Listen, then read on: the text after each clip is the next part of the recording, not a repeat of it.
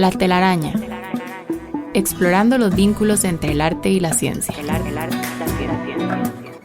Científicos y artistas destacados construyen a partir de sus diferencias una telaraña de ideas y pensamientos y nos demuestran que al final todo está entrelazado. Déjate atrapar por esta telaraña, conducida por Jürgen Ureña, producida por Emma Tristán. La telaraña, por Amplify Radio.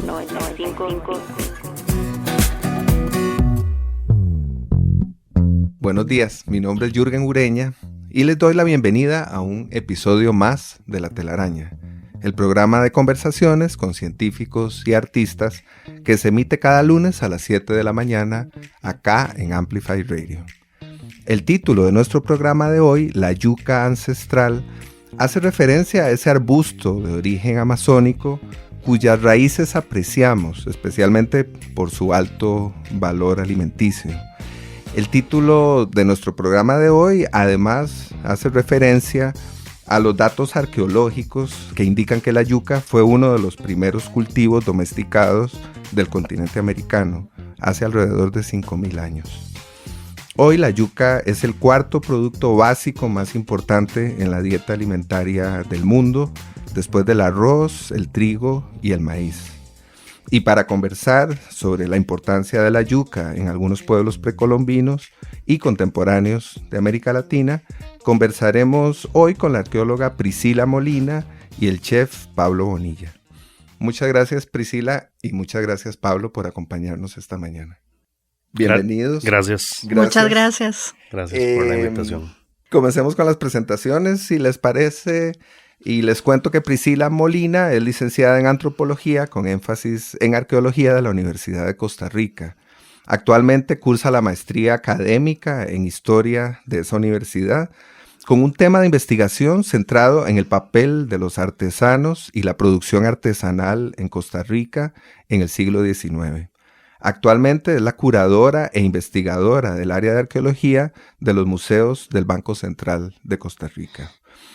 Es especialista en patrimonio cultural, en conservación preventiva de colección, cerámica arqueológica y metalurgia.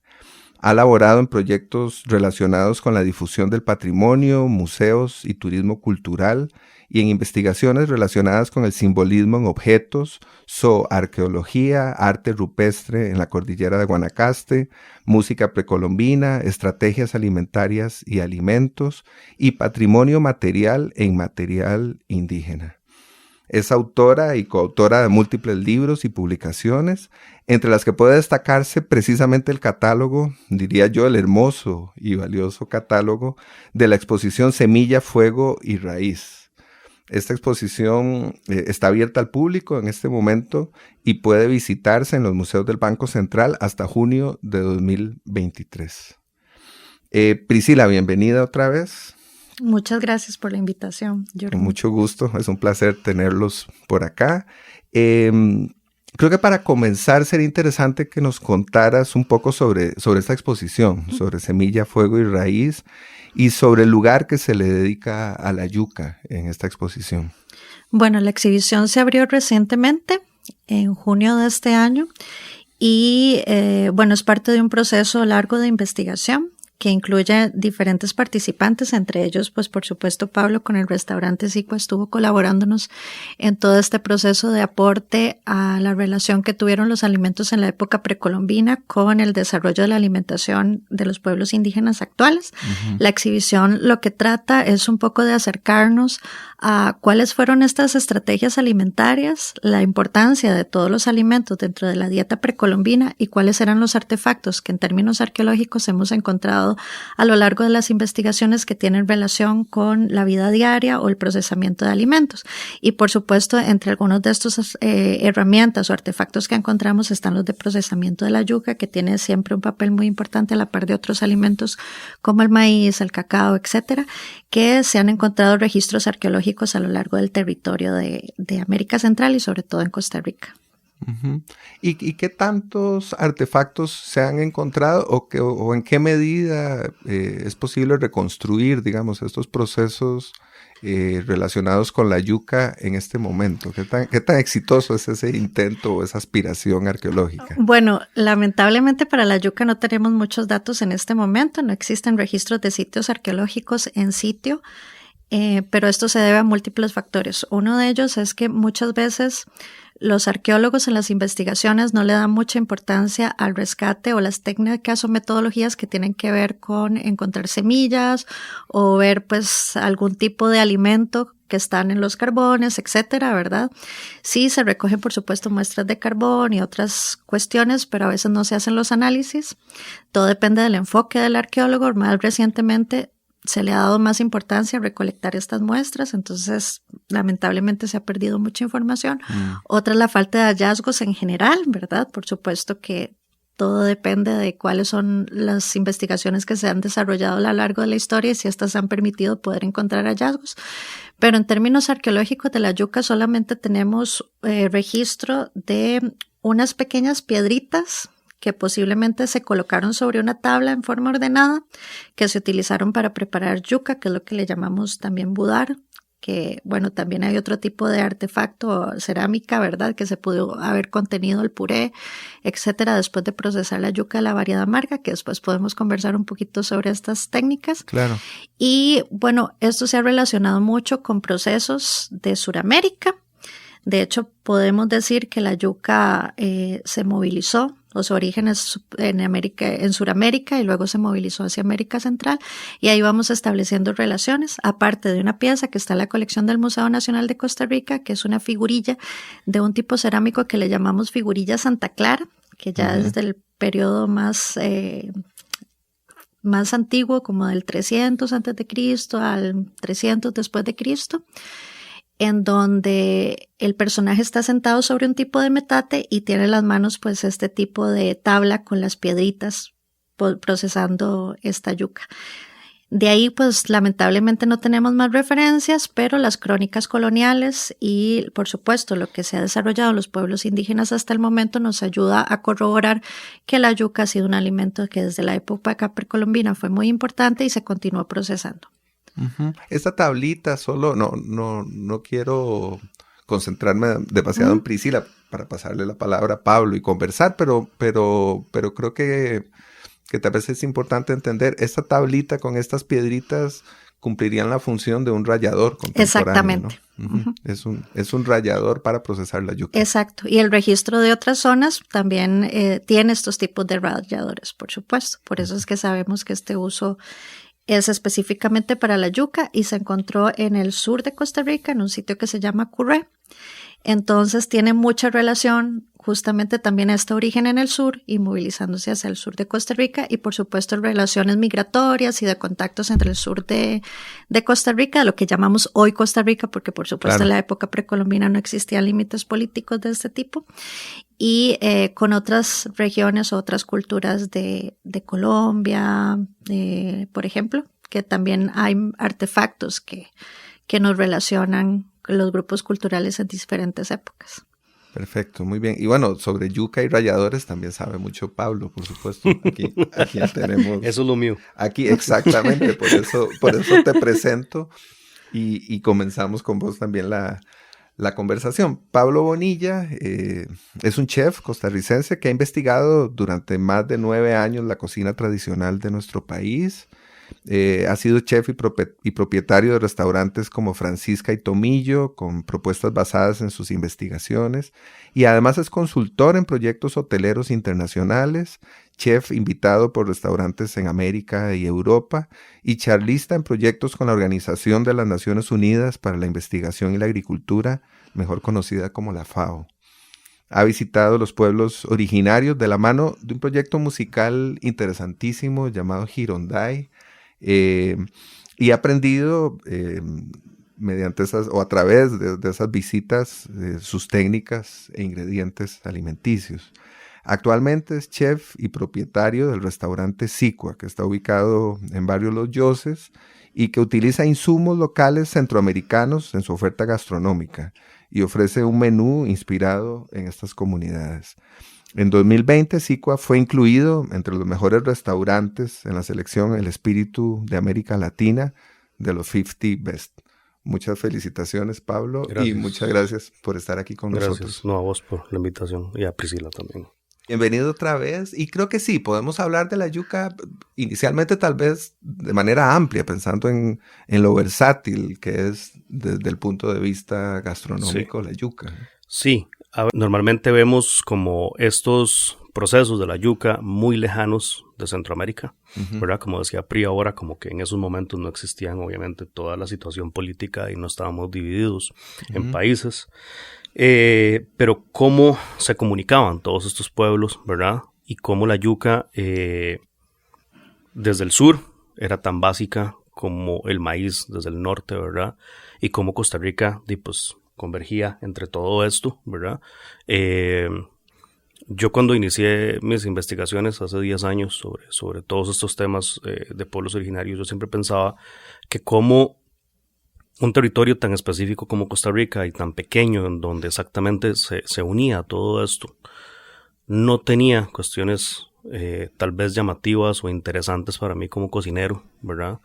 Porque nos enseñan, venimos de un sistema educativo en donde nos enseñan que prácticamente Costa Rica no tiene gastronomía o que no tiene una cultura gastronómica tan grande como nuestros vecinos, ¿verdad? Contando de que Nicaragua para arriba es súper rico en gastronomía y Panamá para abajo es súper rico en gastronomía y nosotros somos como un limbo ahí súper extraño que nos enseñaron que no teníamos nada, ¿verdad? El patito feo de la gastronomía. El patito feo de la gastronomía y de muchas cosas en Latinoamérica y después me doy cuenta de que sí, ¿verdad? O sea, sí está y está presente todavía, nada más que está muy, muy guardado.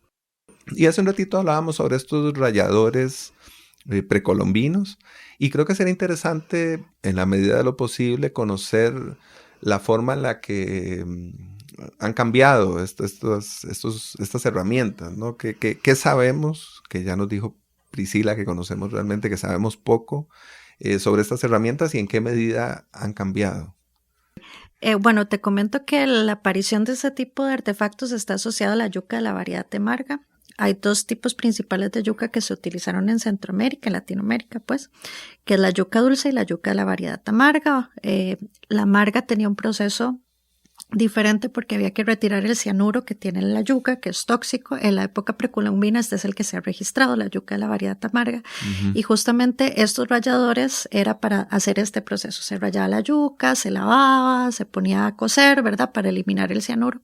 Se maceraba, a veces se hacía harina o se hacía purés, se hacían, bueno, ahí dependiendo de la persona que lo preparaba, ¿verdad? Y el registro es muy amplio de este tipo de variedad yuca. Posteriormente se utilizó la yuca de la variedad dulce, que por supuesto tiene todavía cianuro, pero tiene un porcentaje más pequeño, que nos permiten pues un uso más fácil de preparación. Y de hecho esa es la que utilizamos hoy en día. Con la yuca creo que yo lo que he visto en Sudamérica es el consumo del masato, que es la chicha, digamos, es un fermento de yuca.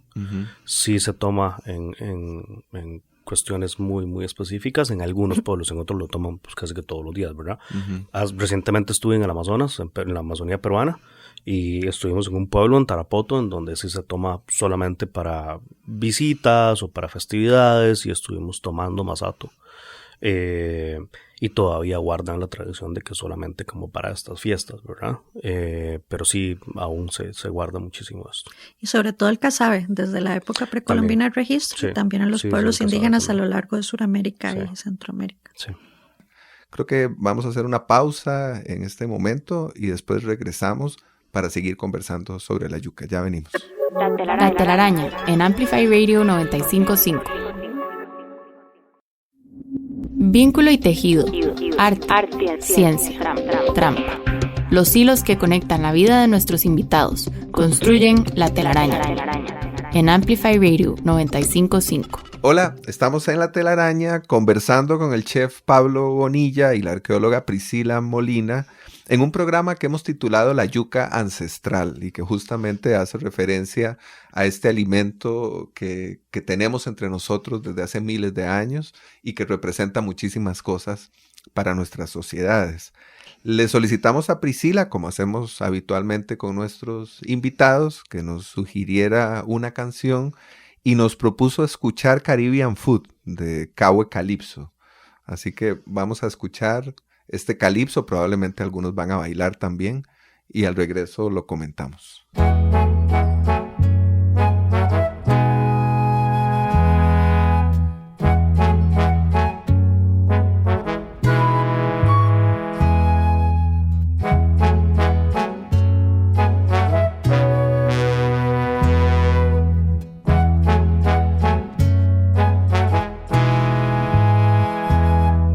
Caribbean, we have good food. Plantain porridge and mondongo soup. We have nice bun and some good rundown. Also then we have some nice basilong. You have the saltfish with nice ackee. Also then you have the yuca bami. The best we have is a meat patty. Now and then we have some nice chichimi. All the Caribbean food Always going to put you in a real good mood. Caribbean dish. You always going to love the rundown with fish. You have the famous wobble.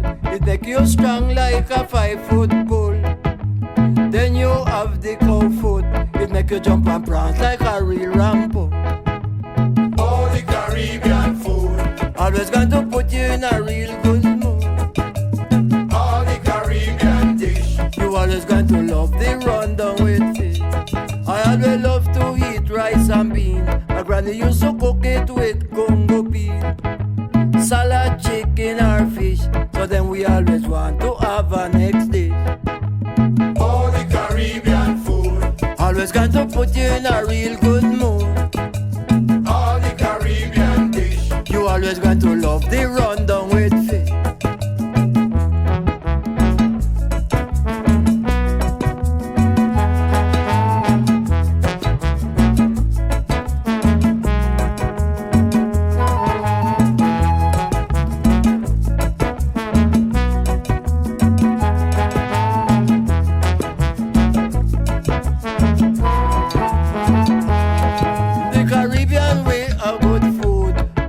Porridge and mondongo soup.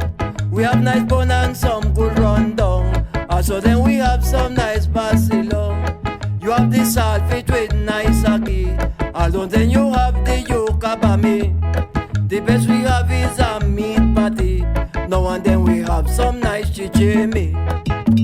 All the Caribbean food always going to put you in a real good mood. All the Caribbean dish. You always going to love the rundown with fish. You have the famous wobble, I say. It make you get strong like a 5-foot bull. Then you have the nice cow food. It make you jump and prance like a real Rambo. All the Caribbean food always going to put you in a real good mood. All the Caribbean dish. You always going to love the rundown with fish. I always love to eat rice and bean. My granny used to cook it with Congo bean. Salad, chicken or fish. So then we always want to have a next dish.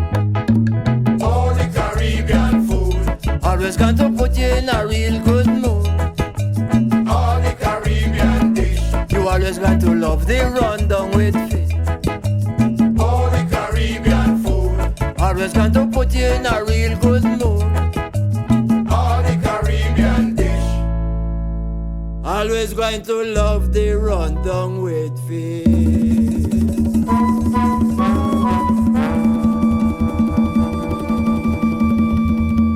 Muy bien, esto fue Caribbean Food, el calipso del grupo Kawe Calypso. Y Priscila, por favor, además de ponernos a bailar, ¿cuál era la razón por la que querías que escucháramos esto? Bueno, normalmente cuando pensamos en la cocina o la gastronomía de Costa Rica, como comentaba Pablo, a veces es muy difícil llegar como algo que nos caracterice y normalmente se piensa en el pinto, platillos más populares. Sin embargo, por supuesto que hay un montón de investigaciones y gente que se ha dedicado al seguimiento de la gastronomía de lo que hoy es Costa Rica, y muchos de ellos han definido que existen 3 tipos de gastronomía básica, la cual se mezcla para generar los platillos que comemos hoy en día. Una de ellas es la indígena, ¿verdad? Otra es la africana o la afrodescendiente y luego, por supuesto, la cocina española o europea. Y estas tres gastronomías a lo largo de la historia han sido, bueno, dependiendo del periodo, ¿verdad? Muy, muy determinantes en los alimentos que comemos, en qué es lo que se exporta, se importa, etcétera. Y por supuesto, la parte caribeña y afrodescendente es una gastronomía que también los caracteriza, que a pesar de que tal vez se encuentre en una zona un poco aislada del Valle Central, nos caracteriza de verdad como cocina tradicional, implica un montón de elementos que tal vez esta cocina europea o indígena no incorpora, como el uso del coco, ¿verdad? También se utiliza la yuca, hasta la forma de cómo se dicen los platillos, cómo se nombran, ¿verdad? También es una característica muy interesante y por supuesto hay que reconocer esta diversidad de platillos y gastronomía que tenemos dentro de una región tan pequeña como Costa Rica.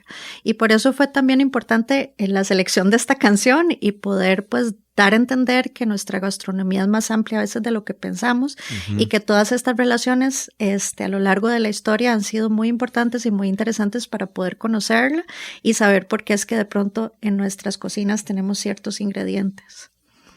Y pensando específicamente en la yuca, yo les preguntaría ¿qué sabemos sobre el papel de la yuca en la comida caribeña o en las islas del Caribe en general? Ok, bueno, básico, ¿verdad? Desde platos como la yuca al mojo, que creo que puede ser más representativo. Pero igual hay montones de platos con extracción del almidón de la yuca, ¿verdad? Y otros temas.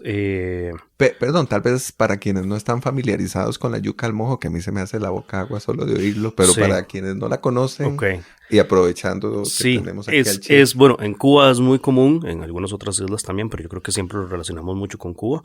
Y es esta yuca hervida, en donde ellos tienen toda una técnica al hervirla, donde le dicen que asustan a la yuca, ¿verdad? Y es en cierto momento de llegar a ebullición con la yuca, después le ponen agua fría para que ella reviente y se vuelva súper esponjosa. Después la escurren y le hacen un mojo, una salsa, a partir de naranja agria, ajo y orégano. Yo creo que algo muy interesante también es que la yuca, en términos de cosecha, tiene una ventaja que le ayudó a que se pudiera procesar o consumir desde la época precolombina y a la actualidad, y es que no necesita gran cantidad de nutrientes en la tierra y también puede sembrarse en diferentes altitudes, entonces la vuelve más versátil, ya sea para que se pueda cosechar en el Valle Central o en la zona Caribe, que es más caliente también. Entonces esa también es una ventaja que tuvo la yuca a lo largo de su origen hasta la actualidad, que la hace interesante y que la seguimos consumiendo actualmente, que pues tiene larga data en cuanto al consumo y procesamiento. Y por supuesto en el Caribe también se le dio provecho. Y parece que no solo no requiere de grandes cuidados, sino que puede ser muy, muy eficiente en relación con otros cultivos, ¿no? En términos de cultivo ofrece mucho en relación con lo que pide, digámoslo así, ¿no? Claro, sí, es algo muy fácil de cosechar, o sea, simplemente sembras el esqueje de la planta y lo dejas casi 9 meses a que crezca y no tienes que estarlo cuidando tanto como algunas otras plantas, ¿verdad? O sea, lo dejas ahí literalmente y listo. Es como, llamémoslo como el cultivo de menos cuidado en el patio, ¿verdad? Y además he visto que sí, en espacios súper pequeños, bueno, por lo menos en Sicua tenemos yuca sembrada porque utilizamos la hoja en unos platos y en un espacio de, ¿qué? 1x2. Tenemos 2 variedades de yuca, blanca y amarilla, y utilizamos la hoja y está ahí siempre dando hojas, ¿verdad? Y la sacamos y la volvemos a sembrar y volvemos a sacar hojas y así, ¿verdad? Pero sí, en un espacio súper pequeño puedes tener una planta de yuca perfectamente que te da una buena cantidad de kilos al año, ¿verdad? No, yo ahora que los escucho hablar, pienso en algo que mencionaba Priscila al inicio del programa cuando decía, muchas de las investigaciones arqueológicas no nos ofrecen muchos datos en relación con la gastronomía, pues porque no ha sido ese el énfasis o no ha sido esa la intención del arqueólogo, ¿no? Y pienso que, claro, que era necesario tener a un arqueólogo gastrónomo, ¿no? Para que eso ocurriera, y los veo a ustedes dos y digo, pues aquí está el arqueólogo gastrónomo. Necesitamos fusionarnos como los gemelos fantásticos. Pero es así o no, digo, y lo digo incluso pensando ya no solo en la exposición que está en este momento en los museos del Banco Central, en la que trabajaron juntos y colaboraron, sino incluso en futuros o posibles futuros proyectos. Claro, ¿no? Más bien te comento que una de las cosas que enriquece los trabajos arqueológicos es justamente el trabajo interdisciplinario. Uno, al ser arqueólogo, tal vez tiene conocimientos básicos de cierta área, la geología, la biología, la gastronomía, pero no son completos. Y parte de esto, Priscila, como arqueóloga y yo como cocinero, es como qué aporto a partir de aquí para saber quiénes somos, dónde estamos parados y para dónde vamos, ¿verdad? Y es como tratar de sembrar esta espinita, ¿verdad? Los músicos con la música. Esa parte, yo tengo amigos músicos que es súper interesante como todo esto que ellos siempre andan buscando, o Proyecto Girondai, digamos, ¿verdad? El proyecto al que yo pertenezco, que principalmente es música, ¿verdad? Yo estoy en la parte gastronómica porque al final nos damos cuenta de que en la cosmovisión todo esto va muy de la mano, ¿verdad? Y ahí podemos hacer otro programa otro día de eso. Sin duda. Después de esta exhibición viene una de arte rupestre y luego otra de la música precolombina versión 2, porque ya habíamos hecho una en el pasado y va a estar enfocada mucho en los rituales y en el significado de la música. Wow, pues parece que los tendremos por acá primicia. Más adelante. Gracias por la primicia. Solo por hoy. Pero bueno, es como exactamente, entonces, pues cada uno de nosotros podemos aportar un poquito a estos temas, ¿verdad?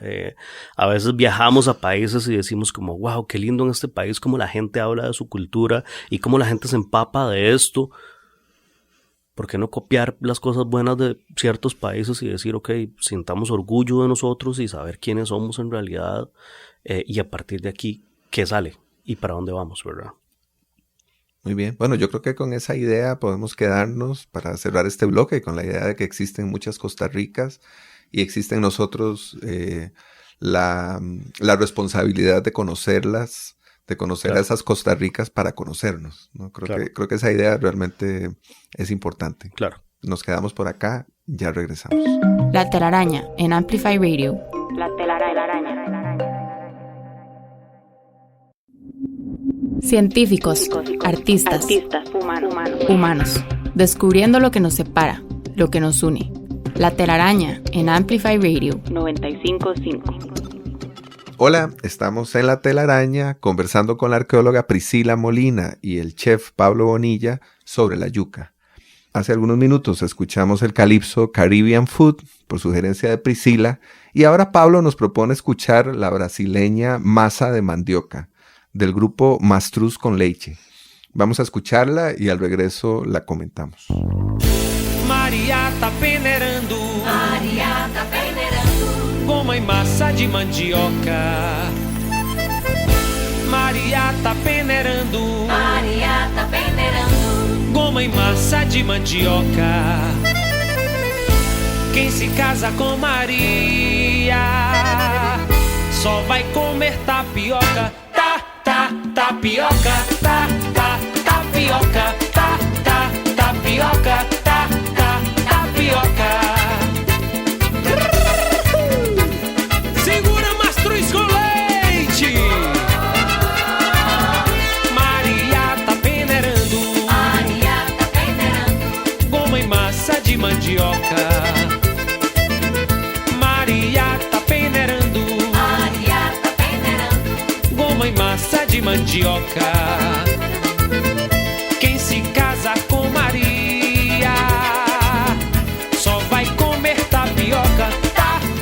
Tapioca, tapioca, tapioca, tapioca. Rala, rala mandioca, tu de lá e eu de cá, pra fazer beijo de massa, pra gente se alimentar. Maria pega a peneira, mexe pra lá e pra cá.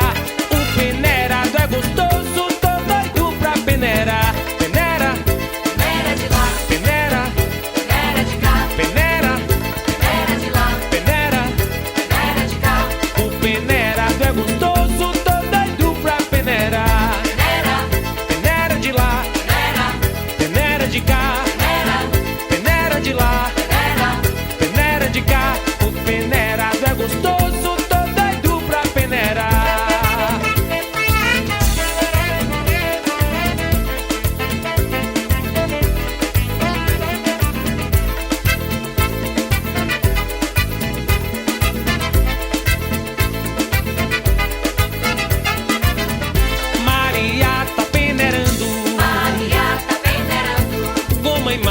de mandioca.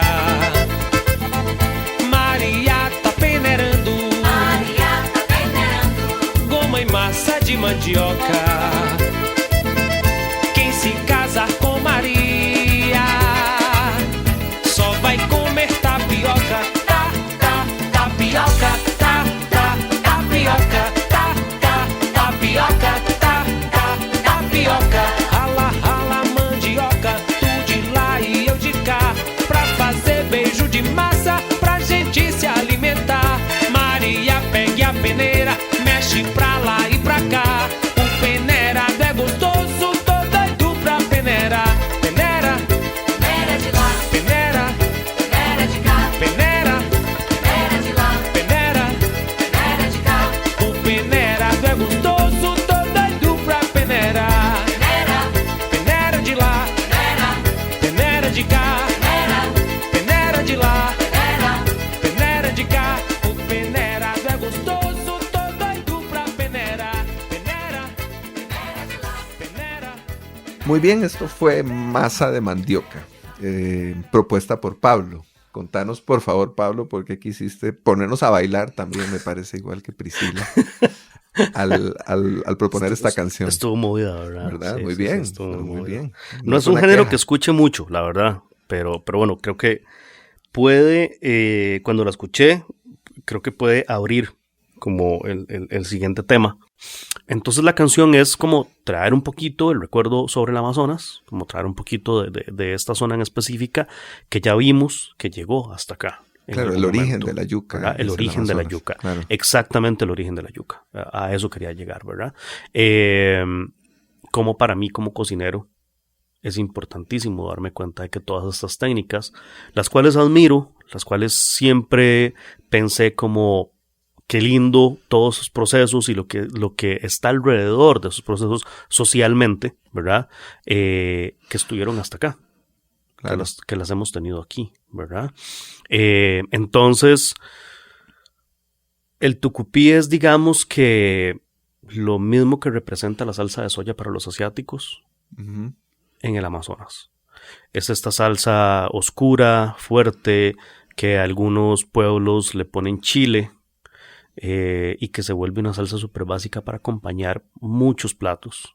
Y que es muchísimos jugo de platos. yuca, perdón. Y que es jugo de Ajá. yuca. Sí, Ujú. justamente te iba a explicar ahora el proceso. Ah, En donde es la yuca brava, rica en cianuro, por lo cual es venenosa para el consumo humano. Y por medio de fermentación y de rallar y de hervir, ¿verdad? Y de escurrirla, se convierte en esta salsa, que es un jugo negro. También le llaman ají negro en Perú, o tucupí. Y lo utilizan como un aderezo, lo utilizan como una salsa para darle sabor a muchísimos platos. Y una cosa interesante que también creo que vale la pena rescatar es que los pueblos precolombinos representaban aquellas cosas que para ellos simbolizaba algo importante o estaba dentro de su cosmovisión. Entonces vemos muchos animales, muchos de ellos se consumían o no se consumían, eran sagrados, eran prohibidos, entonces se colocaban, se hacía pues la pieza con estos animales, pero en el caso de los alimentos tal cual, solo tenemos 2 o 3 piezas arqueológicas que tienen el maíz, pero está en relación con un animal, un felino, o por ejemplo en el Museo del Oro tenemos un animal mezclado, posiblemente es como un relato de algún personaje que hizo algo y entonces ellos lo plasmaron. De alimentos, solo el maíz, pocas piezas, pero esto no quiere decir que no fueran importantes, obviamente que eran importantes en su tradición, ¿verdad? En su gastronomía, pero no, por lo menos para Costa Rica, no las representaron materialmente en objetos y eso también es interesante porque sí están las formas de vasija, por supuesto, esto para extracción de sal, que para cocer tortillas, que para contener líquidos, con las paredes para afuera, para adentro, que sitios en donde se guardaban las semillas, etcétera, pero no el alimento tal cual, y eso también nos habla un poco de cómo era que ellos simbolizaban estos alimentos. Tal vez estaba tan en sus raíces o para ellos era tan, no sé, desde mi punto de vista, tan obvio que eran importantes que no requerían el tenerlos que plasmar básicamente en un objeto. O se plasmaban de otra manera. De otra manera, ¿verdad? exacto. Pienso Ese era el en otro las comentario. historias míticas y en la tradición oral, ¿verdad? En el lugar que ocupa el maíz, en las comunidades Bribri y Cabecar, ¿no? En esas historias del origen, que cuentan que Cibú sembró 7 Exacto. semillas de maíz de colores distintos, etcétera, y lo han El origen de los conservado de clanes. esa manera, ¿no? Claro. De esa forma, mediante la tradición oral y no mediante la elaboración de objetos. Exacto, la representación material, pues. Ujú. Que es probablemente un asunto más de antropólogos que de arqueólogos, pero está ahí, ese conocimiento está ahí. Sí, sí, sí. Inclusive existe la guardiana, ¿verdad? Existe la figura que es una mujer que guarda las semillas en un lugar súper específico en Talamanca, ¿verdad? Y que es un linaje. La mamá de ella en algún momento, ¿verdad? Casi toda su vida estuvo guardando las semillas y ella prepara a otra persona, hija suya, para que siga guardando las semillas, ¿verdad? Y dentro de los Bribri y los Cabecar, esta figura súper importante, la de la guardiana de las semillas, ¿verdad? una En la que ausécara, está, ¿no? exactamente, en la que está ahí guardando el origen del mundo. Sí, y el Prácticamente. conocimiento, la Ujú. tradición, ¿no? Sí, la exactamente. historia, todo junto, un poco como Todo decías junto. hace un rato. Claro, No se claro. puede separar la música de la gastronomía Todo va de la mano. o de la producción de objetos o de relatos. Claro. Exacto. Exactamente. Todo está junto. Pienso ahora justamente en la experiencia que han tenido ustedes con nuestras comunidades indígenas y el camino que queda por recorrer. ¿Qué impresión tienen ustedes al respecto, a partir de lo que saben, pero especialmente a partir de lo mucho que desconocemos y lo mucho que nos queda por investigar?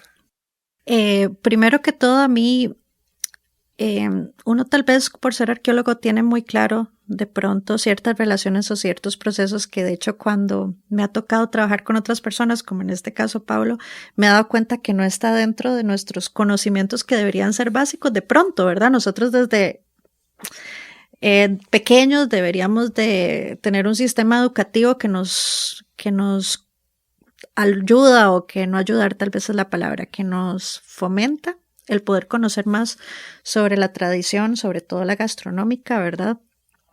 Y una de las cosas interesantes que me he dado cuenta es que a veces desconocemos mucho cosas que están tan cerca de nosotros, son tan obvios para nosotros como la comida, nada más comemos y estamos comiendo por generación espontánea, por sabe rico y ya, pero como que no conectamos con estas cosas que entre los pueblos indígenas sí conocen, sí tienen una relación con el consumo de la comida diferente, no es por llenarme o porque me sepa rico, sino que es parte de un conocimiento, de un respeto con la naturaleza, de tener este contacto de lo que llega a mi mesa, es valorado, se sabe cuál es el trabajo que implicó, cuál es la ritualidad y todo esto, ¿verdad?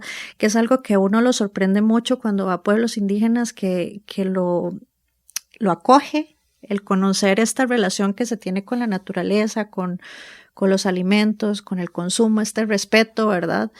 Otra de las cosas que también en pueblos indígenas rescato y creo que es algo que nosotros deberíamos de replicar y lo conversamos en algún momento en términos generales a lo largo de esta discusión, y es que aquello que no cosechamos o que no podemos encontrar en nuestro supermercado se olvida, ¿verdad? Porque estamos acostumbrados a que lo que encuentro en el súper es lo que como y muchas veces no necesariamente tiene que ser así. Podemos tener una relación con la tierra como lo tienen los pueblos indígenas y podemos cosechar nuestras propias cosas en nuestro jardín, podemos rescatar ciertos alimentos tradicionales que no necesitan en realidad tener grandes cantidades de tierra, tener los abonos especiales o tener lo que sea, ¿verdad?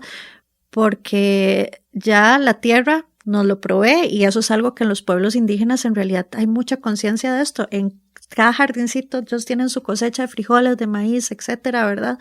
Y se proveen a ellos mismos y esto también me lleva a un tema tal vez un poco más antropológico y tiene que ver mucho con la política del manejo de los alimentos, que de hecho yo lo toqué un poco en la exhibición porque desde la época precolombinas se ve que hay un poder o hay un manejo, una jerarquía sobre los alimentos, ¿verdad? ¿A qué alimentos tenemos acceso y por qué nos limitamos? Porque no lo encontramos en el súper.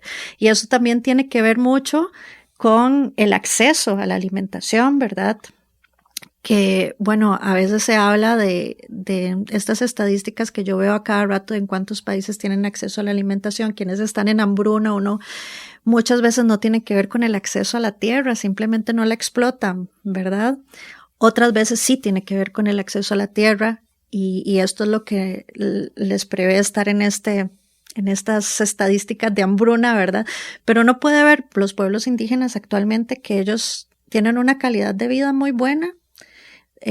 No tienen las casas como en San José porque no las necesitan, porque no hace falta, porque en esos ambientes tan maravillosos, pero ellos se aprovechan, se relacionan con la tierra diferente y no están en calidad de hambruna, están contentos, saben cómo aprovecharse de ese territorio, de esto que tienen cerca, y es algo que a mí sinceramente me acoge el saber que uno no necesita tener las grandes cosas que de pronto nos implantan que necesitamos, ¿verdad? Para poder estar bien, para poder estar tranquilos, para poder relacionarnos con los demás, para poder tener esta cultura gastronómica importante, ¿verdad? Que tienen ellos y que nosotros lastimosamente hemos abandonado justamente porque estamos en esta globalización de los alimentos que nos restringe y que no pensamos más allá de lo que nos dan. Es exactamente luchar contra todo eso, ¿verdad? Creo que mencionar a una persona que en Costa Rica ha sido el pionero y la persona que más ha luchado en todo esto, que es Fabián Pacheco, por la seguridad alimentaria, por la liberación de las semillas, ¿verdad? Que la gente tenga acceso libre a las semillas y más que todo a las comunidades originarias, ¿verdad? Porque como durante muchos años, ¿verdad? Un sistema económico, educativo y demás les privó de ciertas semillas y como más bien llegaron a decirles deje de sembrar esto y siembre esto, ¿verdad? Funciona más de lo que yo he visto. Creo que el tema más preocupante y que por dicha en los últimos años se ha revertido un poco es el tema del cacao, ¿verdad? Como durante mucho tiempo se les ha dado semillas de cacaos que no son de acá, digamos que no con fines malos, ¿verdad? Tampoco hay que satanizar, pero con fines más comerciales. Pero el problema es cuando estos fines comerciales se olvidan de la parte social, se olvidan de la parte cultural y que representa para estos pueblos, ¿verdad? O sea, como hay muchas comunidades que han dejado de consumir cacao, ceremonias y todo esto, que está muy de moda ahora, todo el mundo hace ceremonias de cacao, ¿verdad? Es rarísimo. Pero no entienden el trasfondo cultural que tiene esto y la falta de respeto que están cometiendo, ¿verdad? Y todas esas comunidades, al final de cuentas, la seguridad alimentaria es por lo mismo, ¿verdad? Es como mi vecino necesita o mi vecino tiene esto, yo tengo el otro, intercambiémoslo, exacto, ¿verdad? Compartamos esto y como toda esta cultura, más bien nosotros lo hemos ido perdiendo, ¿verdad? Exactamente lo que decía Priscila, vamos al supermercado y ya no está esto, le perdemos el interés al otro, ya no sabemos de dónde proviene y nos borra totalmente esa imagen del producto como tal y se nos olvida, o ya nuestras generaciones inclusive. Una vez tuve una discusión con una persona en el restaurante, teníamos una fruta que se llama cuayote. El cuayote es una fruta que por lo menos en el Valle Central tenía mucho tiempo de no sembrarse. Y Fabián Pacheco es una de las personas que ha estado reproduciendo el cuayote. Cuayote viene del náhuatl cuayotl, que significa calabaza de árbol. Y es un bejuco que se sube alrededor del árbol y en una rama y tira esta fruta, que para que tengan una idea, o bueno, lo pueden googlear, cuayote. La forma es, digamos, como entre una carambola y un aguacate. ¿Ok? Y nosotros, cuando es temporada de cuayote, hacemos un montón de platos con cuayote. Y una chica se le metió en la cabeza decir que eso era inventado mío, que eso era mentira, porque ella no lo había conocido nunca. Y bueno, entonces yo le hice la pregunta, mira, ¿cuántos años tenés? Me dice, 27. Y digo yo, ¿y qué pasa? 27 años antes no existía nada, entonces. O sea, no podemos conocer cosas que estaban hace mucho tiempo aquí y que tal vez casi se extinguieron. Ya después tuve conversaciones con señoras y demás y me decían, claro, cuando yo crecía esto era típico en todas las cercas, ¿verdad? Pero exactamente nos limitamos a pensar en que como yo no lo conozco, como yo nunca lo he visto, o como yo nunca lo he probado, entonces no existe y es mentira, ¿verdad? Y cómo más bien este pensamiento pues no nos permite explorar más y no nos permite ampliar el conocimiento, y no solo en gastronomía, o sea, creo que hay muchas ramas en las que podemos aplicar esto, ¿verdad? Todas, o sea, probablemente. Todas. Uh-huh. ¿Qué tanto le interesa a usted el tema de la gastronomía? Bueno, ok, todo bien, pero yo pienso que también es algo de que al final de cuentas es básico. O sea, te alimentas todos los días, comes todos los días, varias veces al día. Somos ¿verdad? lo que comemos. Somos lo que comemos, ¿verdad? Tal vez si no están aplicados en arquitectura, o si no están aplicados en música, todo bien, ¿verdad? Lindo aprender de todo esto, pero estamos hablando de lo que hacemos todos los días, varias veces al día, ¿verdad? Entonces, tal vez no cerrarnos tanto, ¿verdad? Tal vez no está mal conocerlo un poquito mejor, ¿no? No está mal preguntar y no está mal darnos cuenta que no lo conocemos. O sea, yo todos los días aprendo algo nuevo en cocina. Yo todos los días aprendo de un producto nuevo. O sea, yo cada vez que tengo intercambios con comunidades, aprendo y aprendo y aprendo y aprendo. Y qué lindo aprender de esto, y qué lindo el próximo menú utilizar algo que aprendí hace 3 meses, ¿verdad? Pero siempre, ¿por qué nos incomoda preguntar? ¿Por qué nos incomoda no saber sobre un tema, verdad? Y bueno, es lo lindo que es aprender en medio de todo esto. No, definitivamente. Yo creo que esa también es una gran idea para cerrar este bloque de programa. No solo somos lo que comemos, sino que conviene conocer un poquito más de quiénes somos, ¿no? Eso es un poco lo que hemos ido conversando. Claro. Además, hemos hablado no solo de yuca, también de café, también de coayote, ¿no? Acabo de aprender una palabra nueva y voy a llegar a mi casa a buscarla, y voy a ir a Sico a probarlo cuando sea temporada. Bien, además. Bien, gracias. Cerramos con otro anuncio. Muy bien. Creo que segundo o tercer anuncio del programa. Vamos a hacer aquí una pausa y ya volvemos. La telaraña en Amplify Radio 95.5. Vínculo y tejido, arte, ciencia, trampa. Los hilos que conectan la vida de nuestros invitados construyen la telaraña. En Amplify Radio 95.5. Hola otra vez, bienvenidos al último bloque de nuestro programa de hoy, en el que hemos conversado con la arqueóloga Priscila Molina y el chef Pablo Bonilla en un programa que hemos titulado La Yuca Ancestral. Hablamos justamente sobre la yuca al mojo. Ya nos antojamos un poco al principio del programa hablando de este platillo cubano, y nuestro invitado ausente de hoy es un cubano muy importante para la cultura y especialmente la música de ese país, que es el cantante y compositor Bartolomé Maximiliano Moré Gutiérrez. Y ese nombre tan largo es mucho mejor conocido como Benny Moré, que además era apodado como el bárbaro del ritmo. Supongo que muchas personas entre quienes nos escuchan lo conocen. Les paso una información mínima sobre Benny Moré, que nació en 1919 y falleció en 1963 como consecuencia de una cirrosis hepática. Y su repertorio abarcaba prácticamente todos los ritmos de la música popular. Se dice que tenía un oído extraordinario y por supuesto tenía una voz extraordinaria, ya casi lo vamos a comprobar. Y que desde temprano aprendió a tocar guitarra, a pesar de que no estudió música ni sabía leer un pentagrama. Sin embargo, tenía una gran intuición musical y de alguna manera siempre sabía qué le faltaba o le sobraba a una pieza mientras la componía. Se dice que les tarareaba a sus músicos el sonido que quería obtener de cada uno de sus instrumentos, por ejemplo. Así que es realmente una figura fascinante.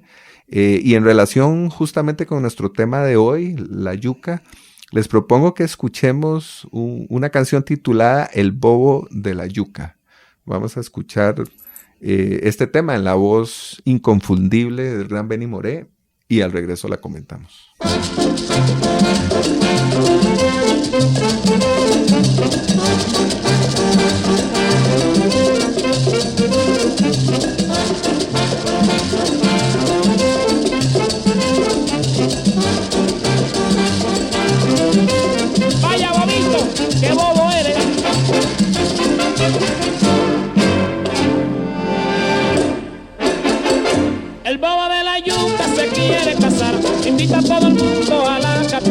El bobo de la yuca se quiere casar, invita a todo el mundo a la capital.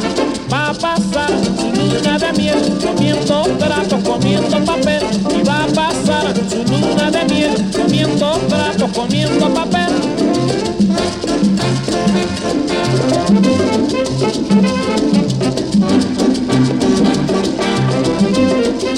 ¡Arriba, lobo!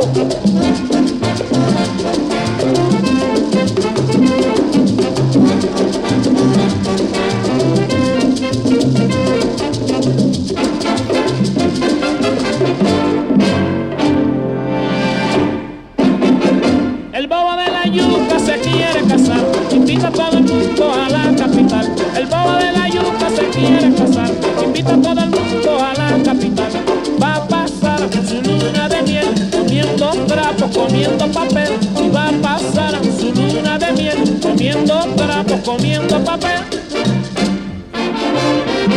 Comiendo papel. El bobo de la yuca, comiendo papel. Caballero, mira mi bobo, comiendo papel. Mi amito de la yuca, comiendo papel. Se va para Toluca, comiendo papel. Ahí se va para Tampico, comiendo papel. Se va para Mazatlán, comiendo papel. Ella fue a Acapulco, comiendo papel. Ahí el bobo de la yuca, comiendo papel.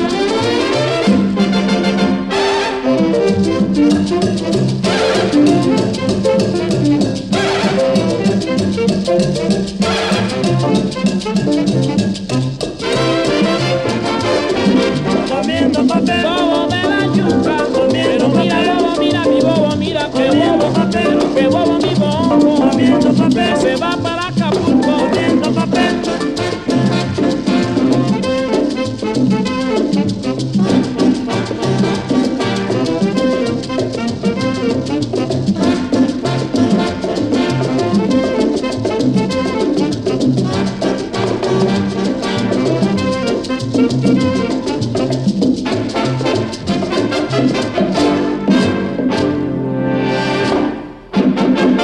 Esto fue El Bobo de la Yuca, compuesta por Marcos Perdomo en la versión de Benny Moré. Y el bobo de la yuca es una expresión cubana que equivale a nuestro tonto del pueblo. Y yo aquí creo que sería interesante saber qué piensan cuando hablamos de expresiones populares como esta y las asociamos con los alimentos. ¿Qué nos sugiere esta canción de Benny Moré? Ok. Te agarré fuera de base, ¿viste? Te agarró en curva. Me agarraste en curva. A ver, es muy cómico, ¿verdad? Es que justamente estaba leyendo como el porqué el tonto de la yuca, pero bueno. Ah, estabas haciendo trampa, googleando. No, claro. no, estaba leyendo es que estaba buscando como otros significados del tonto de la yuca y sí usa palabras bien fuertes, ¿verdad? Ah. Y me estaba acordando de mi mamá, que siempre decía la frase del tonto de masa, y que después he escuchado en varios pueblos. O sea, es como, ¿verdad? El tonto de masa es como una persona grande y torpe, ¿verdad? En donde probablemente se asocia al tamal tonto, ¿verdad? Este tamal grande, que muchas veces el tonto tiene como todo lo que sobra, ¿verdad? Y que es como un acompañamiento, ¿verdad? Y es un tamal gigante, como muchísima masa, muchísimos ingredientes, todo lo que sobró, se comparte en familia, ¿verdad?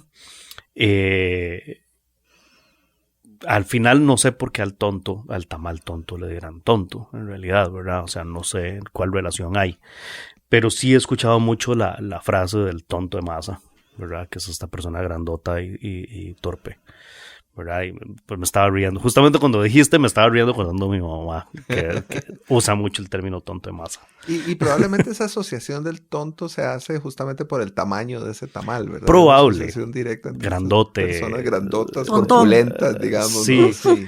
Sí, pero es que también estaba pensando, yo conozco personas grandes que no son tan tontas, ¿verdad? Porque siempre hay una relación como que lo grande es tonto, pero bueno, es Torpe, tal vez. Torpe, Ajá, exacto. sí. Claro. Sí, ¿verdad? Más preciso, mejor. Más preciso, sí, exacto. ¿Vos, Pri? Mira, yo creo que siempre, la comida está muy cerca de nosotros, como dice Pablo, en algún momento dijo, es algo que todos los días estamos en contacto con alimentos, con la comida, con la preparación de algo, ¿verdad? Y es inevitable relacionar la producción de ciertos alimentos o las materias primas, lo que sea con algo. Y yo creo que esto ha sido producto también de muchas cuestiones literarias. Por ejemplo, en la exhibición tenemos una estación educativa elaborada por nuestras compañeras en donde vienen poemas de la gran reconocida poeta Julieta Dobles, Claro. quien colaboró también con el desarrollo de los temas y nos grabó con voz de ella muchos poemas que tienen que ver con ciertos alimentos, como el tamal, el pejibaye, el aguacate, ¿verdad? Y ella en estos poemas casualmente incluye muchas ideas de lo que nosotros relacionamos con ciertos alimentos, como que el tamal está relacionado con la Navidad, entonces es fin de año. Si no hay tamal en nuestra mesa, entonces no hay Navidad, ¿verdad? Y también características de estos alimentos están asociados a características humanas, ¿verdad? El tontón, como dice Pablo, ¿verdad? O no sé, el simplón, tal vez, algo que no tenga mucho sabor, ¿verdad? Entonces le dicen... El soso, ¿no? El soso, ¿verdad? Entonces le dicen peor que el chayote, ¿verdad? Que es como agua, que es soso. Entonces, o cabezón, ¿verdad? Que tiene cabeza de chayote, claro, o sí. Cuestiones así. Yo creo que eso está en nuestro diario, en todas las culturas. Siempre hay una relación de este tipo y eso lo vuelve muy rico, ¿verdad? A cada cultura y tiene esa cuestión jocosa. Claro. Que yo creo que siempre es muy interesante de analizar y de relacionar de alguna forma. Claro. Okay. Y además eso confirma lo cerca que tenemos los alimentos y paradójicamente lo poco que los conocemos o en alguna medida la necesidad de acercarnos y conocerlos un poco más. Claro. ¿No? La necesidad de conocer incluso las historias que están detrás de nuestros alimentos. Creo que es un poco ahí llega mucho de lo que hemos conversado hoy. Pues yo quiero agradecerles por estar acá, por acompañarnos, por conversar de manera amplia. Tomamos la yuca un poco como el centro de gravedad de la conversación, pero nos permitió extendernos. Así que de veras, muchas gracias por acompañarnos esta mañana. Jürgen, te agradezco un montón el habernos invitado y dar a conocer este tema que creo que hace mucha falta el poder retomar para que la gente pueda pensar un poco qué es lo que come, ¿verdad? Y conocer el pasado de estos alimentos y sobre todo acercarse a personas que trabajan este tema, como por ejemplo Pablo y el restaurante Sicua. De antemano los invito un montón a que visiten el Museo del Oro y vean la exhibición en la cual se va a poder profundizar muchísimo este tema y que después de esto se vayan inmediatamente al restaurante Sicua y puedan ya probar estos alimentos que ya aprendieron un poquito más en la exhibición de cómo se procesaban, de qué utensilios se utilizaban, ¿verdad? En la época precolombina y por supuesto conozcan más un poco del pasado gastronómico que es amplio, diverso y que definitivamente nos relaciona culturalmente con lo que comemos hoy en día, ¿verdad? Porque tienen larga data muchos de estos alimentos. Claro. Bueno, pues queda hecha la invitación. Sí, igual, que visiten el museo y vean la exposición. Creo que está muy interesante y de una forma rápida, en un espacio súper pequeño, te da muchísima información sobre muchos años de alimentación en esta parte de Centroamérica, en este territorio llamado Costa Rica, y qué lindo aprender, ¿verdad?, sobre realmente qué comemos y qué somos. Así que la invitación es que se den una vueltita al Museo del Oro a ver esta expo. Y gracias a vos por el ratito. Claro. El Museo del Oro está en San José Centro, bajo de la Plaza de la Cultura, y el restaurante Sicua está en Los Yoses, así que están a un salto uno del otro. Está para muy que cerca, puedan visitar los dos. Pueden hacer la caminata incluso. Exacto. Nuestro horario es toda la semana, de 9 de la mañana a 5 de la tarde. Por supuesto, si quieren saber información sobre el tema, en nuestras redes sociales, página de YouTube, Instagram y Facebook de los museos del Banco Central van a poder encontrar toda la información y hacer las consultas a nuestro Departamento de Educación y Comunicación de lo que necesiten. Muy bien, perfecto. Pues bueno, creo que nada más me queda agradecerles otra vez por estar acá. Agradecerle también a Daniel Ortuño, nuestro técnico de grabación de La Telaraña, y a Emma Tristán, la productora del programa.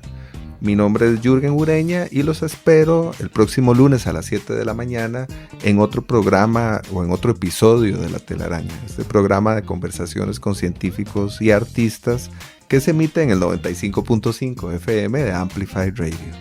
Muchas gracias otra vez, buen día y hasta pronto.